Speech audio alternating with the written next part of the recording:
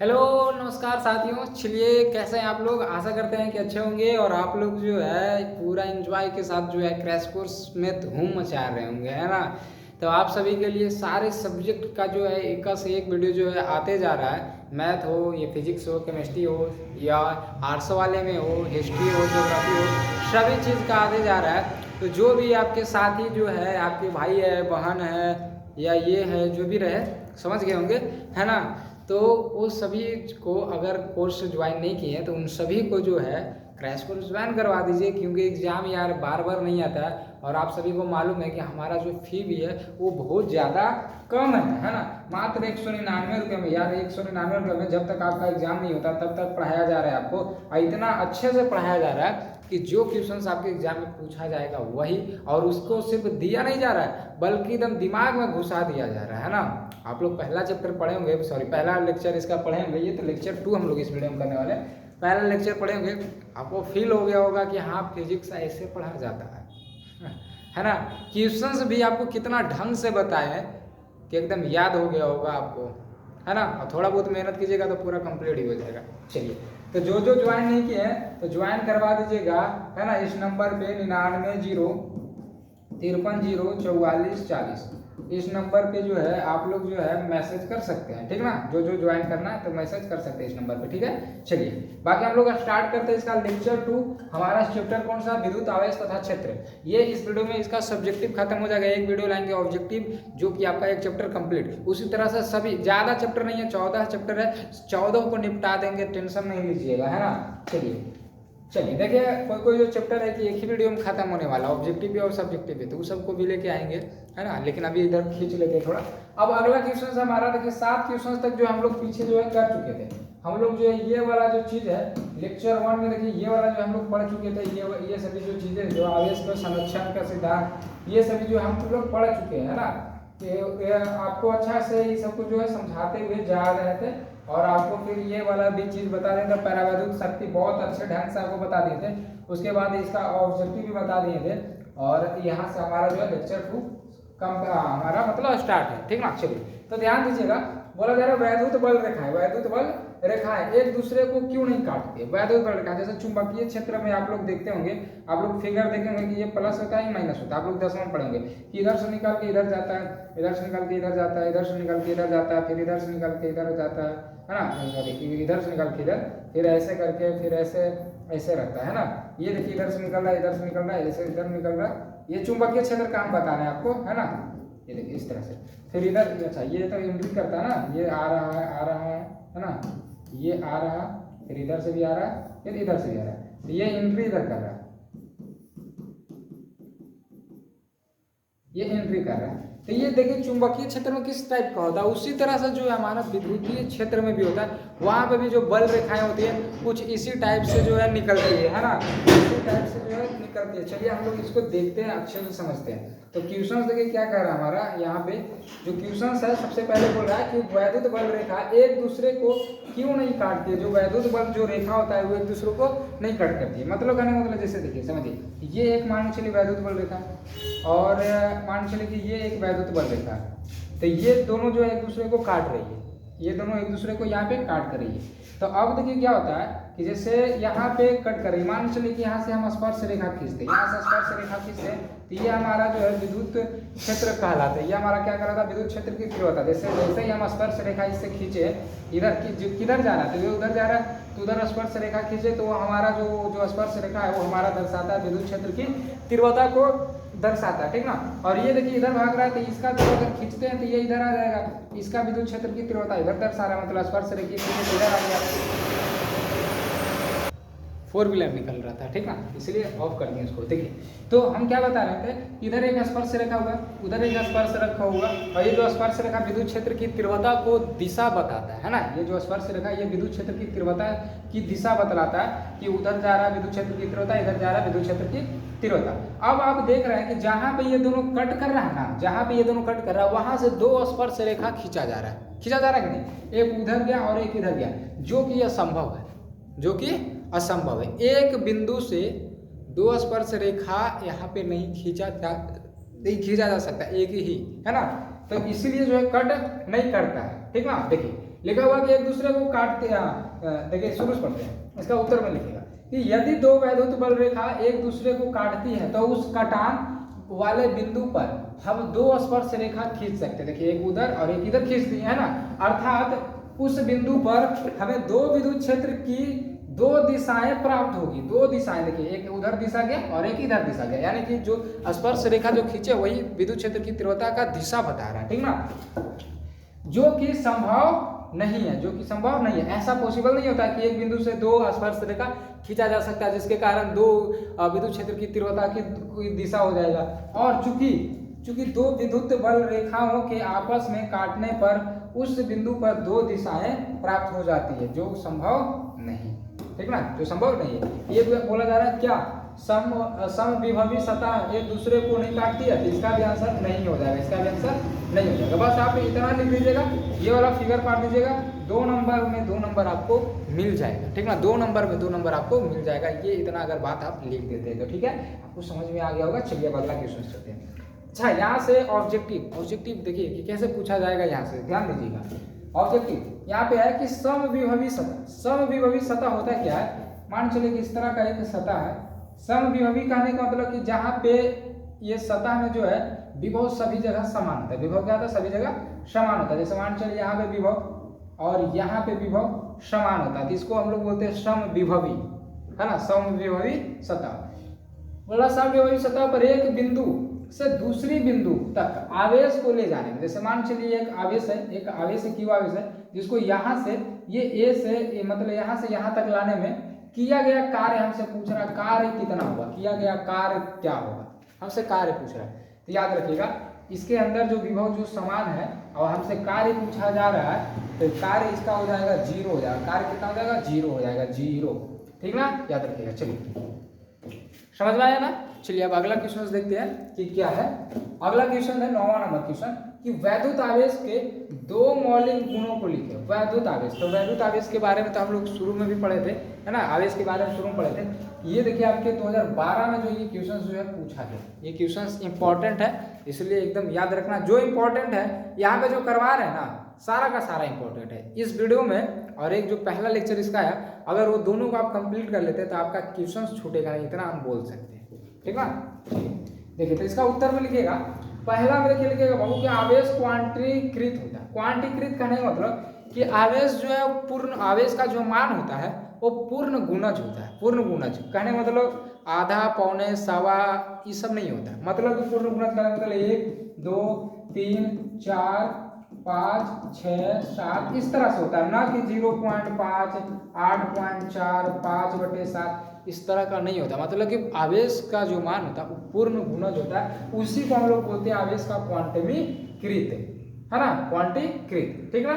दूसरा आवेश संरक्षित होता है, इसके बारे में तो हम लोग शुरू में ही बता चुके थे। सबसे पहला क्वेश्चन हमारा यही था कि आवेश संरक्षित होता है, इसे न तो उत्पन्न किया जा सकता है न ही नष्ट किया जा सकता है, इसे बस एक वस्तु से दूसरे वस्तु में स्थानांतरित यानी कि ट्रांसफर किया जा सकता है। ये तो हम शुरू में बता दें, आसान था, याद रहेगा। चलिए अब अगला क्वेश्चन से हमारा इससे ऑब्जेक्टिव देखते हैं। ऑब्जेक्टिव क्या है कि एक कूलम आवेश में इलेक्ट्रॉनों की संख्या होती है। ये वाला ध्यान दीजिए, 6.25 × 10⁻18 ये पावर में है ना। यहाँ पे जो लिखा हुआ टाइप नहीं हो रहा था, इसलिए जो है नीचे लिखा गया, ठीक ना। बाकी आप लोग तो समझदार, आप लोग समझ गए होंगे, है ना। तो देखिए एक कूलम आवेश में इलेक्ट्रॉनों की संख्या, कभी कभी हो सकता है आपसे 2 नंबर में पूछते निकालने के लिए कि एक कूलम में इलेक्ट्रॉनों की संख्या क्या होगा।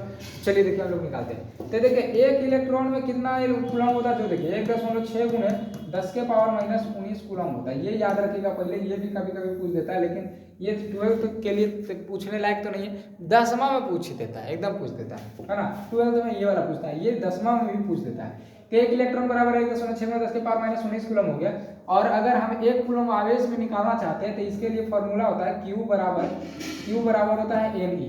तो N हमको निकालना है तो हो जाएगा Q बटे में आ जाएगा E। अब Q मतलब आवेश का मान दिया हुआ हमको 1 है ना। और E मतलब कि इलेक्ट्रॉन कितना है, 1.6 गुणे में है 10⁻−19।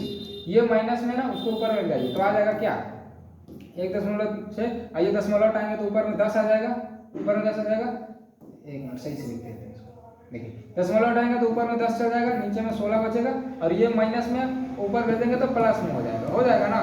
अब एक काम करते हैं, इससे 10 निकाल देते हैं, इसको हम लिख सकते हैं 10 गुने 10 और गुने 10 के पावर 18 और बटे में क्या आ जाएगा 16 आ जाएगा। इससे एक 10 निकाल लिया, इससे जो है 10 हम निकाल लिया, ठीक ना। इससे दिख रहा है ना, तो चेंज कर लेते, शायद कोई दिक्कत हो रहा है, धुंधला दिख रहा है क्या। चलिए देखिए चेंज कर लेंगे, फिर पेन ही चेंज कर लेंगे, चाहे लौटना है ना, वाइट कर लेते हैं सबसे अच्छा, और फिर ग्रीन कर लेंगे। चलिए हाँ, तो हम क्या बोल रहे थे कि ये हो जाएगा 100, यहाँ पे क्या हो जाएगा ये 100 हो जाएगा और गुणे में आ जाएगा 10 के पावर 18 आ जाएगा और बटे में आ जाएगा 100। जब इससे इसमें भाग दीजिएगा ना तो ये आ जाएगा 6.25 और ऊपर में आ जाएगा 10 के पावर 18। ये होता है हमारा एक कूलम्ब में, अगर इलेक्ट्रॉनों की अगर हमसे संख्या पूछा जाए तो होता है 6.25 गुणे 10 के पावर 18, 6.25 गुणे 10 के पावर 18 ऑप्शन ए। लेकिन ये तो डायरेक्ट याद रखिएगा, और ये इस तरह बना के भी याद रखिएगा, हो सकता है कोई पूछ दे, है ना, हो सकता है कोई पूछ दे, या तो हो सकता है एग्जाम में पूछ दे, ऐसे तो पूछने का चांस नहीं बनता, ये ऑब्जेक्टिव लाइक है, हो सकता है 2 नंबर में पूछ दे। इसलिए याद रखिएगा, कोई ठिकाना नहीं है कि बिहार बोर्ड या यूपी बोर्ड, झारखंड बोर्ड, कोई भी बोर्ड क्या पूछ दे कोई मालूम नहीं। सभी बोर्ड जो पगला रहता है, कंपनी के उठा के दे देगा कोई नहीं। चलिए अगला देखिए 10वां नंबर क्वेश्चन है कि विद्युत द्विध्रुव आघूर्ण को परिभाषित करें तथा इसका ये सही मात्रक है। देखिए विद्युत द्विध्रुव होता क्या है, ध्यान दीजिए कि समान आवेश और इसका जो विपरीत परिमाण है ना, समान आवेश तथा विपरीत परिमाण, एक मिनट,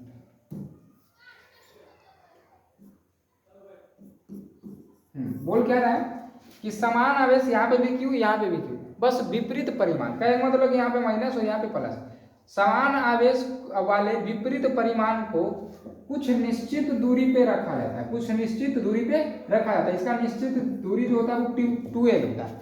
समान परिमाण के विपरीत आवेश वाले दो आवेशों को कुछ निश्चित दूरी पे रखा जाता है। तो जो इससे निकाय प्राप्त होता है, जो इससे फॉर्मूला प्राप्त होता है, उसी को हम लोग बोलते हैं विद्युत द्विध्रुव आघूर्ण। विद्युत द्विध्रुव आघूर्ण, विद्युत द्विध्रुव आघूर्ण को जो है P से सूचित किया जाता है। और यहाँ पे हमारा फॉर्मूला रहता है कि दोनों में से कोई भी आवेश को उठा लीजिए आप, दोनों में से कोई भी, और इंटू में 2L, ये आ जाता है हमारा विद्युत द्विध्रुव आघूर्ण का हो जाता है फॉर्मूला। दोनों में से कोई भी Q को उठा लीजिए और गुणे में 2L, इसका जो बीच की जो दूरी है उसको 2L, ये आ गया हमारा विद्युत द्विध्रुव आघूर्ण का फॉर्मूला हो गया। परिभाषा देखिए कि किसी एक प्लस Q या तो माइनस Q आवेश तथा दोनों आवेशों के बीच की दूरी 2A है ना के गुणनफल, देखिए दोनों में से एक, दोनों में से क्या बोला किसी एक, तो ये दोनों में से कोई भी एक ले लिए और उसके बीच के दूरी कितना है 2A के गुणनफल को विद्युत द्विध्रुव आघूर्ण कहते हैं, विद्युत द्विध्रुव आघूर्ण को P से सूचित किया जाता है या प्रदर्शित किया जाता है, ठीक ना। ये आपका हो जाएगा विद्युत द्विध्रुव आघूर्ण का परिभाषा हो गया, फॉर्मूला हो गया। अगर एग्जाम में आता है तो जैसे बता रहे हैं एकदम वैसे ही लिखना, बगल में ये फॉर्मूला, अब इसका मात्रक लिख दीजिए, इसका मात्रक तथा इसका ये सही मात्रक भी, मात्रक ना पूछ रहा है तो मात्रक देखिए क्या हो जाएगा, ये Q है बाबू, Q का ऐसा मात्रक क्या होता है कूलम्ब, और ये तो संख्या का कोई भी ऐसा ही मात्रक नहीं होता, या साइन थीटा cos थीटा का भी नहीं होता। L है, L मतलब मीटर, दूरी मतलब दूरी का ऐसा मतलब क्या मीटर, तो ये हो जाएगा कूलम्ब मीटर हो जाएगा, यानी cm हो जाएगा, है ना। इसका बीमा निकालते हैं, इसका बीमा भी निकाल लेते हैं, बीमा कूलम्ब यानी कि C का बीमा क्या होता है AT और मीटर का क्या होता है L, इसको सुधार के लिखते हैं सरिया के, तो पहले आ जाएगा LTA, सुधार के लिख देंगे, है ना, LTA, इसका ये बीमा हो जाएगा, है ना। ये याद रखिएगा, बीमा ये सही मात्रक तो पूछता है यार, ये ऑब्जेक्टिव भी और सब्जेक्टिव भी आपका कंप्लीट कर रहे हैं, है ना। चलिए इससे हम लोग देखते हैं ऑब्जेक्टिव कैसे पूछा जाता है। देखिए ऑब्जेक्टिव में है कि वैद्युत द्विध्रुव आघूर्ण, ये क्या यहाँ पे देखिए आप लोग ऐसे भी लिख सकते हैं कि वैद्युत, हम जो बोलते हैं ये भी लिख सकते हैं कि वैद्युत द्विध्रुव, यहाँ पे टाइप होता है ना तो कुछ इस तरह से हो जाता है, बाकी आप लोग इस तरह से लिखिएगा वैद्युत द्विध्रुव, ठीक ना। चलिए बोला जा रहा है वैद्युत द्विध्रुव आघूर्ण का मात्रक, तभी तो निकाले P बराबर क्या होता है, P बराबर होता है Q इंटू 2A, है ना। तो Q का ऐसा मात्रक हो गया कूलम्ब, इसका हो जाएगा मीटर, तो cm हो जाएगा, cm अभी तो बताया cm ऑप्शन बी, है ना यार, बहुत ही आसान है, कुछ जान पड़ा नहीं है सब में। अगला 11 नंबर क्वेश्चन है कि अक्षीय व निरक्षीय स्थिति में वैद्युत क्षेत्र की तीव्रता का अनुपात क्या होगा। अक्षीय तथा निरक्षीय स्थिति में वैद्युत क्षेत्र की तीव्रता का ऐसा ही मात्रा, सॉरी तीव्रता का अनुपात क्या होगा, मात्रा बोले है कुछ नहीं, फॉर्मूला बस है, याद रखिएगा। सब्जेक्टिव भी कंप्लीट, ऑब्जेक्टिव भी कंप्लीट, ध्यान दीजिएगा। यहां से बोला जा रहा अक्षीय निरक्षीय में, तो लिखिएगा अक्षीय स्थिति में, अक्षीय स्थिति में वैद्युत क्षेत्र की तीव्रता, वैद्युत क्षेत्र की तीव्रता, वैद्युत क्षेत्र की तीव्रता होता है, वैद्युत क्षेत्र की तीव्रता 1/4 पाई एप्सिलॉन नॉट 2p बटे r स्क्वायर, 2p बटे में क्या होता है r स्क्वायर। और उसके बाद निरक्षीय स्थिति में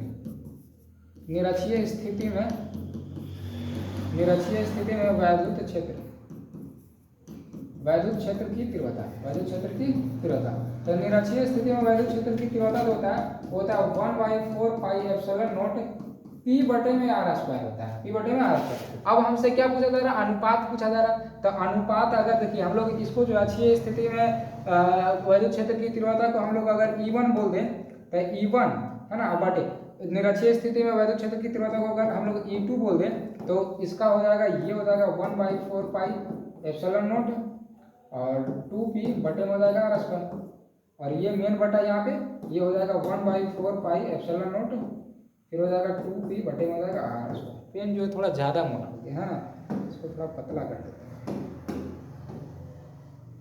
चलिए देखिए, तो ये यहाँ से 1/4 पाई एप्सिलॉन नॉट से 1/4 पाई एप्सिलॉन नॉट p बटे r स्क्वायर से p बटे r स्क्वायर। अच्छा यहाँ पे 2 नहीं यार, यहाँ पे 2 लिख दिए ना, गलती हो गई, यहाँ पे 2 नहीं।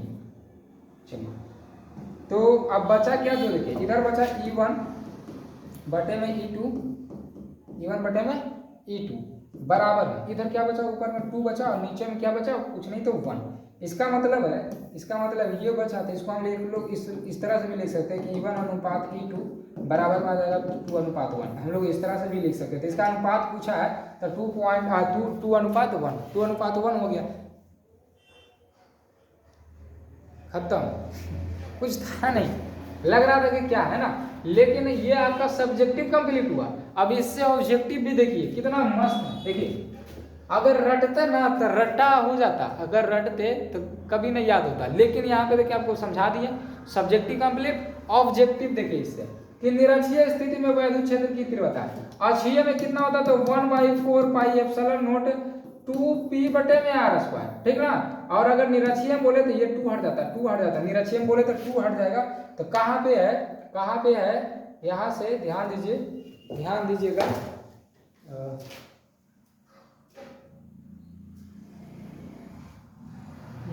ध्यान दीजिएगा थोड़ा सा यहाँ पे कि हम जो है यहाँ पे स्क्वायर लिख दिए ना, एक मिनट देख लेते हैं, गड़बड़ाया कहाँ पे, अच्छा यहाँ पे क्यू है ना, सॉरी यहाँ पे हम स्क्वायर लिखते चले, वही तो देख रहे हैं कि गड़बड़ा ऑप्शन में पूछे, यहाँ पे क्यू हो जाएगा, यहाँ पे क्या हो जाएगा क्यू, तो क्यू से क्यू मतलब वही चीज़ खत्म ही हो जाएगा, कुछ है नहीं, बस यहाँ पे लिख रहे हैं थोड़ा सा मिस्टेक हो गया, यहाँ पे क्यू हो जाएगा, ठीक ना।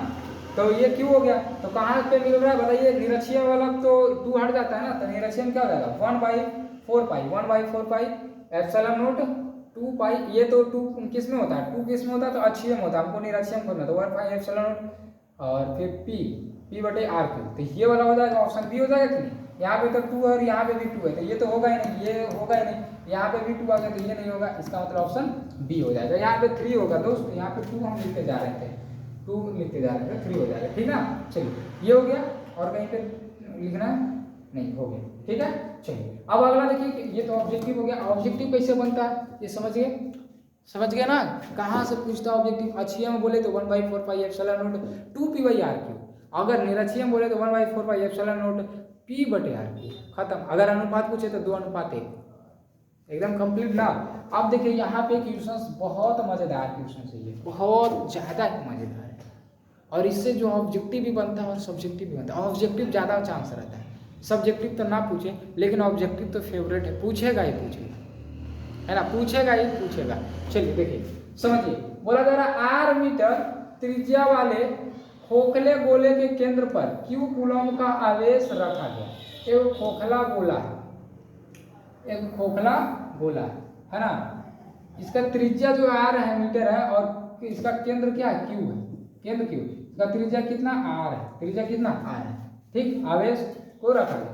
यदि गोले की त्रिज्या 2 गुनी कर दी जाए, त्रिज्या का 2 गुना कर रहा है, इसका मतलब बड़ा हो जाएगा, इसका मतलब है कि त्रिज्या क्या हो जाएगा, बड़ा हो जाएगा, 2r हो जाएगा, है ना, तथा आवेश का मान आधा कर दे, यानी कि q था तो यहाँ पे q/2 कर रहा है, आधा कर दे रहा है ना, तब गोले के पृष्ठ से निर्गत कुल वैद्युत फ्लक्स, तो आप लोग को मालूम है, बताए थे कि कुल वैद्युत फ्लक्स कितना निकलता है, तो फाई बराबर हो जाता है q/ε0, q क्या होता है ε0, यही ना निकलता है पूरा, q/फाई बराबर हो जाता है q/ε0। आपको पिछले लेक्चर में बता चुके हैं क्वेश्चन, है ना, कि कितना फ्लक्स निकलता है, q/फाई बराबर q/ε0। तो अब जो है यहाँ पे त्रिज्या इसका दुगना कर दिया, है ना, और आवेश को आधा कर दिया, तो आप देखिए त्रिज्या पे डिपेंड कर रहा है, यहाँ पे नहीं, त्रिज्या यहाँ पे है ही नहीं, इसका मतलब कि त्रिज्या 2 गुना कर दे, 10 गुना कर दे, 50 गुना कर दे, उससे त्रिज्या से मतलब नहीं है, मतलब उसके आकार से मतलब नहीं है ना, मतलब किससे, तो आवेश से मतलब है। तो यहाँ पे आवेश को आधा कर रहा है, तो यहाँ पे लिखिए, देखिए फाई बराबर आ जाएगा, आवेश को आधा कर रहा है, यहाँ पे एक पूरा था तो पूरा लिखिए, आवेश यहाँ पे आधा, तो q/2 और नीचे में आ जाएगा ε0, तो ये तो देखिए गुणन हो जाएगा, तो फाई बराबर में आ जाएगा q/2ε0, ये आ जाएगा हमारा, मतलब फ्लक्स इतना निकलेगा, टोटल फ्लक्स कितना होगा, तो ये कितना हो जाएगा, फाई बराबर आ जाएगा q/2ε0, ठीक है, समझ गया, है ना, समझ में। चलिए अब चलिए हम लोग देखते हैं अगला क्वेश्चन है हमारा 13वां नंबर क्वेश्चन। बोला कि आवेश के रेखीय घनत्व का अर्थ बताइए, आवेश के रेखीय घनत्व का आवेश मतलब अर्थ बताइए, ठीक ना। तो ये देखिए एक हमारा पतला सा तार है, ये हमारा एक पतला सा तार है, ठीक ना, यहाँ पे तार है या धातु का कुछ है, धातु है, पतला धातु है या तार है, जो बोल सकते हैं, इसको जो है हम लोग आवेश दे रहे हैं, एक आवेश दे रहे हैं इसको, इसके सभी जो है जितने भी यहाँ पे मतलब है ना, यहाँ से यहाँ जितना भी लंबा है सभी जगह इसका इसमें जो आवेश जो है वो सभी जगह समान रूप से फैल जाएगा। मान चलिए इसका लंबाई कितना है, एल है, इसका लंबाई कितना एल है, ये जो पतला जो एक तार है इसको क्यू आवेश दिया गया, तो इसमें जो आवेश जो है सभी जगह समान रूप से विस्तृत हो जाएगा, फैल जाएगा, ठीक ना। अब इसका मान चलिए लंबाई एल है, तब हमसे पूछा जा रहा है कि आवेश के रेखीय घनत्व का अर्थ बताइए, यानी कि उसका मान बताइए। तो देखिए रेखीय घनत्व को जो है हम लोग जो है रेखीय घनत्व को जो हम लोग जो है लेमडा से सूचित करते हैं, क्या चीज़ से, लेमडा से, यहाँ पे 1 से लिखा है, लेमडा कर लीजिएगा, ठीक ना, लेमडा से हम लोग जो है सूचित करते थे, लेमडा बराबर आ जाएगा, लेमडा बराबर आ जाएगा क्यू, अब बटे में आ जाएगा एल, क्यू बटे में क्या आ जाएगा एल।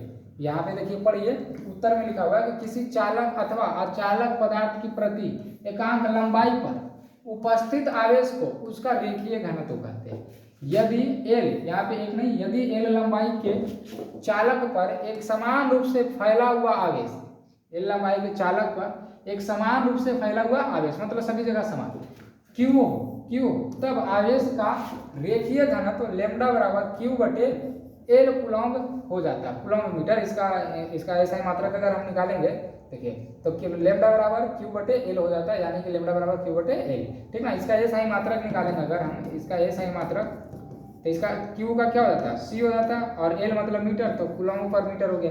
अगर इसका हम लोग बीमा निकालते हैं, तो बीमा देखिए इसका क्या होता है, एटी होता है, और इसका क्या होता है एल हो जाता है, तो ये एल ऊपर चला जाएगा ना, तो एल माइनस में हो जाएगा, और फिर टी ए, ये हो गया इसका बीमा, है ना। तो यही बोला गया कूलॉम्ब मीटर, ठीक है। कुछ था या क्वेश्चन में, कुछ भी नहीं था, कुछ है ही नहीं, जान पड़ा नहीं। चलिए इससे देखिए ऑब्जेक्टिव देखते हैं किससे पूछेगा। देखिए तीसरा यहाँ पे मतलब ऑब्जेक्टिव है यहाँ पे कि रेखीय आवेश घनत्व की बीमा, रेखीय आवेश घनत्व को सूचित किससे करते थे, लेमडा से। लेमडा बराबर क्या होता है, तो क्यू बटे में हो जाता है एल, बस यही तो याद रखना है ना, क्यू बटे में। एक और हम लोग क्या पढ़े थे, फाई बराबर क्यू बटे ε0, ये वैद्युत फ्लक्स का सूत्र है ना। तो ये वाला हो गया रेखीय घनत्व का सूत्र, लेमडा बराबर क्यू बटे एल। तो इसका बीमा पूछ रहा है, तो इसका क्या हो जाएगा एटी, इसका हो जाएगा एल, तो एल ऊपर जाएगा तो माइनस में, और टी हो जाएगा, उसके बाद ए हो जाएगा। तो एल इनवर्स टी है, एल इनवर्स टी है, तो एल इनवर्स टी ऑप्शन है। ये ऊपर में लिखिएगा, माइनस ऊपर में कर दीजिएगा, ठीक ना। बाकी ये सब तो नहीं होगा, ये सब तो नहीं होगा, है ना। कंप्लीट, कोई दिक्कत नहीं, दिक्कत होना चाहिए, ठीक है। चलिए, बोतल खाली यार, बताइए तो मतलब बोतल में पानी भी नहीं है कि पानी पिए। चलिए कोई दिक्कत नहीं है तो रख देते हैं इसको। चलिए अब हमारे क्वेश्चंस कितने बचे? अच्छा 1-2 क्वेश्चंस और बचे। चलिए देखिए 14 नंबर क्वेश्चन क्या बोल रहा है कि कूलॉम के नियम की क्या परिसीमा है। देखिए बाबू, कूलॉम के जो नियम की सीमा है ना, सीमाएं, वो सब जगह कूलॉम का नियम लागू नहीं होता है ना। ये नहीं सोचिए कि ब्रह्मांड में जितना भी है कहीं पे लगा दें, हमरा पे, किस पे, इस पे, उसको कहीं पे लगा देंगे तो कूलॉम का नियम लग जाएगा। जैसे 2 आवेश है, Q1 है और ये Q2 है, इसके बीच की दूरी r है, इसके बीच की दूरी क्या r है, तो यहाँ पे कूलॉम का नियम तो आप लोग पढ़े है ना। लेकिन इसका देखिए परिभाषा से समझ जाइएगा कि कूलॉम का नियम 2 अस्थाई वैद्युत आवेशों के लिए सत्य है। कूलॉम का नियम 2 अस्थाई वैद्युत आवेशों के लिए सत्य है। हाँ, अस्थाई आवेशों के लिए सत्य है। यहाँ पे कूलॉम का जो नियम होता है वो 2 अस्थाई आवेशों के लिए सत्य होता है, मतलब रुका हुआ है तभी, अगर वो चल फिर रहा है तो फिर वो नहीं होगा, ठीक है। दूसरी बात याद रखिएगा था आवेशों के बीच की दूरी, जो बीच की दूरी है ना बाबू, जो बीच की दूरी है r जो है वो कम होना चाहिए 10 के पावर -5 से। अगर 10 के पावर -5 से कम अगर है त्रिज्या तो वो जो है सत्य नहीं होगा, है ना, मीटर के लिए सत्य नहीं है। अगर त्रिज्या जो है यानी बीच की जो दूरी है अगर 10 के पावर -15 से अगर कम दूरी है, 10 के पावर -15 से कम दूरी है तो फिर वहाँ पे जो है कूलॉम का नियम जो है साबित नहीं होगा, वहाँ पे कूलॉम का नियम नहीं लगेगा अगर 10 के पावर -15 मीटर से कम है तो, ठीक ना। एक बार इतना ही था। चलिए अब अगला देखिए 15 है कि इलेक्ट्रॉन वोल्ट, लेकिन इससे पहले पानी थोड़ा पी लेते हैं, ज़्यादा प्यास लगा हुआ है। चलिए अब देखते हैं हम लोग, है ना। क्वेश्चन देखिए 15 नंबर कि इलेक्ट्रॉन वोल्ट की परिभाषा दीजिए तथा इसका संख्यात्मक मान जूल में व्यक्त कीजिए, ठीक है। इलेक्ट्रॉन वोल्ट ना बाबू, तो देखिए इलेक्ट्रॉन वोल्ट होता क्या कि एक इलेक्ट्रॉन को 1 वोल्ट से त्वरित किया जाता है ना। एक इलेक्ट्रॉन को 1 वोल्ट ऊर्जा देके जो है त्वरित किया जाता है, तो ये जिस स्पीड से भागते हैं यानी कि जिस ऊर्जा से भागती है उसे हम लोग जो है 1 इलेक्ट्रॉन वोल्ट का ऊर्जा कहते हैं, ठीक ना। एक इलेक्ट्रॉन को 1 वोल्ट ऊर्जा से त्वरित किया जाता है ना, एक इलेक्ट्रॉन को 1 वोल्ट ऊर्जा से त्वरित किया जाता है, तो ये जो है जिस स्पीड से यानी जिस ऊर्जा से भागेगी उसी को हम लोग जो है 1 इलेक्ट्रॉन वोल्ट की ऊर्जा कहते हैं, 1 इलेक्ट्रॉन की वोल्ट की ऊर्जा कहते हैं, ठीक ना। ध्यान दीजिएगा यहाँ पे उत्तर में है कि 1 इलेक्ट्रॉन वोल्ट वह ऊर्जा, ध्यान दीजिएगा कि इलेक्ट्रॉन वोल्ट जो है ऊर्जा का ऐसा ही मात्रक है। वास्तव में जो है इलेक्ट्रॉन वोल्ट जो है वो किसका मात्रक है? ऊर्जा का ऐसा ही मात्रक है। याद रखिएगा, ऑब्जेक्टिव पूछेगा जो किसी इलेक्ट्रॉन से 1 वोल्ट है ना, 1 वोल्ट विभवांतर द्वारा त्वरित होने पर अर्जित होती है ना। 1 वोल्ट, एक इलेक्ट्रॉन को 1 वोल्ट विभवांतर से त्वरित अगर किया जाता है तो जो अर्जित होता है, जो ऊर्जा अर्जित होता है उसी को हम लोग बोलते हैं इलेक्ट्रॉन वोल्ट, इलेक्ट्रॉन वोल्ट, ठीक ना। अर्थात 1 इलेक्ट्रॉन वोल्ट बराबर 1.6 × 10 के पावर -19 जूल होता है। याद रखिएगा 1.6 × 10 के पावर -19 जूल, ठीक है। संख्यात्मक मान हो गया। चलिए इससे ऑब्जेक्टिव देख लेते हैं और ये हमारा लास्ट क्वेश्चन है, उसके बाद ये चैप्टर जो है खत्म हो जाएगा हमारा। 5 ऑब्जेक्टिव है यहाँ पे कि इलेक्ट्रॉन वोल्ट किसका मात्रक है, अभी बताया हम ऊर्जा का ऐसा ही मात्रक है, ऊर्जा का ऐसा ही मात्रक है। यहाँ पे हमारा चैप्टर फिनिश। ऑब्जेक्टिव आएगा, इससे लाएंगे ऑब्जेक्टिव, वो भी समझाएंगे आपको, एकदम टेंशन नहीं लेना यार। आप जो है बाल स्टडी के साथ जुड़े हुए हैं ना, आपका कोर्स भी खत्म किया जाएगा। अभी थोड़ा सा स्लो चल रहा है क्योंकि त्यौहार है ना, तो त्यौहार में शिक्षक जो लोग हैं थोड़ा बहुत घूमने चल गए थे, बाकी हम नहीं गए थे कहीं, इसलिए हमारा रेगुलर है। शिक्षक लोग जो है हमारे घूमने चल गए थे, अब जरूरी है घूमने गए तो गए, कोई दिक्कत नहीं है ना। बाकी वो लोग भी है आपके लिए पूरे लगे हुए हैं, ऐसे बात नहीं कि घूमने गए तो उधर इंजॉय चल रहा है, चल आए हैं और आप लोग के लिए कंटेंट तैयार कर रहे हैं, ठीक ना। बाकी आप सभी का क्लास जो है रेगुलर होगा ही, और हो रहा है भी और होगा भी, ठीक ना। 1 आध क्लास मिस हो जा रहा है, बाकी आप लोग का फिजिक्स भी हो रहा है, मैथ भी हो रहा है, सब कुछ हो रहा है, टेंशन नहीं लीजिए, है ना। चलिए बाकी जो भी क्रैश कोर्स नहीं ज्वाइन किया बाबू, मात्र 199 रुपया में आप क्रैश कोर्स ज्वाइन कर सकते हैं। अगर एग्जाम में चाहते हैं कि 400 प्लस नंबर लाएं तो ज्वाइन कीजिए ना यार बाल स्टडी से। बाल स्टडी पे एक टीचर है, आपको कोई दिक्कत नहीं होगा। कोई भी सब्जेक्ट हो, चाहे साइंस हो, आर्ट्स हो, या 10th वाले अगर आपके भाई बहन भी हो, उनको भी जरूर ज्वाइन करवाइएगा। इस नंबर पे आप लोग मैसेज कर सकते हैं जो ऊपर दिखा गया 9903504440। मैसेज या कॉल आप कुछ भी करके पूछ सकते हैं, है ना। और बाल स्टडी एप्लीकेशन को, बाल स्टडी ऐप को अगर डाउनलोड नहीं किए तो प्ले स्टोर पर जाइएगा, सर्च कीजिएगा BWLSTUDY, वहाँ पे जाके वहीं पे आपको कोर्स भी मिल जाएगा, तो ज्वाइन कर लीजिएगा, ठीक ना। चलिए बाकी आप लोग चलिए, यहाँ पे चैप्टर हमारा होता है समाप्त। इसका आएगा लेक्चर 3 जिसमें रहेगा ऑब्जेक्टिव, लेक्चर 4 अगला वीडियो जब आएगा दूसरा चैप्टर का लेक्चर 1, ठीक ना। चलिए मिलते हैं अगले वीडियो में, तब तक जय हिंद।